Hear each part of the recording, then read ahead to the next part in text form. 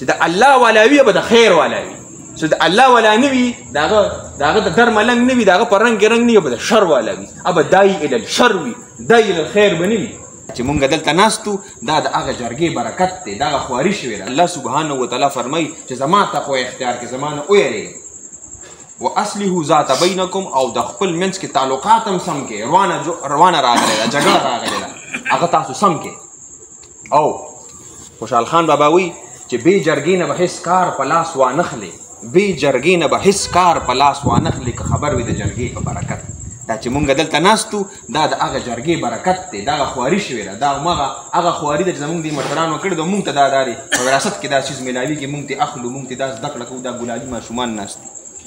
او دا هم یاد ساتئ انسانان دی، ټولنه ده، په دې کې جنګ هم راځي، شرم راځي، خو تاسو که په هغه خپل کار پیمانه یي او د صلح طرف ته راځئ، دا د خدایي رنګ دی. ګوره یاد ساتئ تاسو دا وطن، دا کلی، دا بخښو، تاسو دا بربادۍ نه بچ کو، دا تاسو مبارک شي. ډېره غټه خبره او په دې دا دوام ولري، دا کم نشي، دا مزید پرمختګ طرف ته لاړ شي.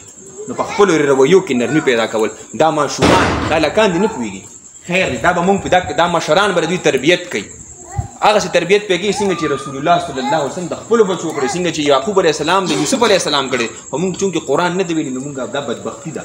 اوس دا وخت راغلی دی چې مونږ یو بل سره ملاتړ شو او یو شو، نو یو وجود دی، مونږ یو قام دی زمونږ، روغ له دوام ورکړي شي. او الله سبحانه وتعالی په یو بل ځای کې فرمایي، زه دا غواړم دې کې خبره به رانږده شي، خو دا آیاتونه مې دماغ ته را روان دي. الله سبحانه وتعالی فرمایي یو بل ډېر ښکلی آیت دی، ومن احسن قولا ممن دعا الی الله وعمل صالحا وقال انني من المسلمین.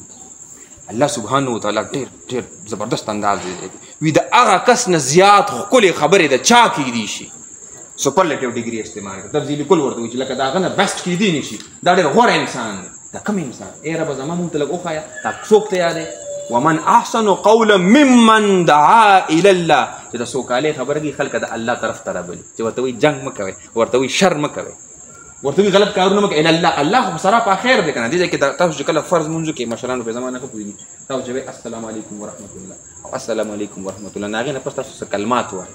په دې کلماتو مونږ ځان نه لږ پوهې کړی، غور ورته وکړئ. مونږ څه چې کله دې خوا السلام وکړو، دې وایو اللهم انت السلام ومنک السلام تبارکت یا ذا الجلال والاکرام. وایو که نه وایو؟ څه مطلب دی؟ ای ربه زما مونځ مې وکړو، اللهم انت السلام، ته سلامتیا والی، ستا ذات د سلامتۍ والا دی، خیر د ستا نه دی.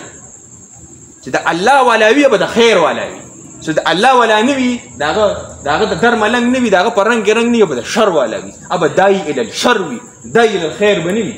چې څوک د الله والا دی به دای الی الخیر، یا به جرګې کوي، یا به مرکې کوي، یا به مکالمې کوي، یا به خبره کوي. ولی خان بابا به دا خبره کوله، وایي چې کومه غوټه په ګوتو پرانیستي کېږي، هسې خولې له نوړي، تشدد نه کوي، څپېړه نه الوزوي د یو بله، بلکې کیني. دا کاکا به هلته هم تلي، دلته هم تلي، خوارې زارې به پکې ډېره خو کړي.